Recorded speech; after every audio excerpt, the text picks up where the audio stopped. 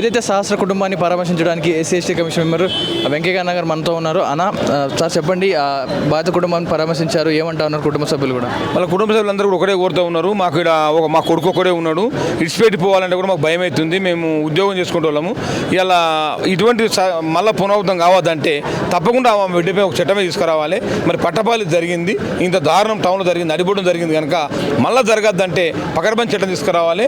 దోషులు ఎంతటి వారైనా వాళ్ళ కుటుంబ సభ్యులరా, ఇంకా మిత్రులరా, దోషులు అందరినీ కూడా జైలుకు దోలాలి, వాళ్ళ మీద శిక్ష పడాలని చెప్పి వాళ్ళు కోరుతా ఉన్నారు. ఎలాంటి యాక్షన్ తీసుకోబోతా ఉన్నారు సార్ దాని గురించి? కానీ పేరెంట్స్ కానీ ఎలాంటి డిమాండ్ కోరుతా ఉన్నారు? పేరెంట్స్ ఒకటే అంటున్నారు, ఇటువంటి సమస్య మళ్ళీ జరగద్దు అంటే కఠినమైన చట్టం తీసుకురావాలి. వాళ్ళు ఎంత ఎవరో ఉన్నారో అందరినీ కూడా జైలుకు పంపాలి, శాస్త్రంగా జైలు ఉండే విధంగా చేయాలి. వాళ్ళను చట్టం కూడా దాన్ని మళ్ళీ చట్టం తీసుకురావాలని వాళ్ళు కోరుతా ఉన్నారు. ఎలాంటి ఓదార్పించడం జరిగింది సార్? వాళ్ళతో మాట్లాడినప్పుడు ఎలాంటి మాటలు మాట్లాడారు, ఏమంటా ఉన్నారు? మీ బిడ్డను మాత్రం తెచ్చేయలేం, కానీ ప్రభుత్వం తరఫున మేము అన్ని మీద ఆదుకుంటాము.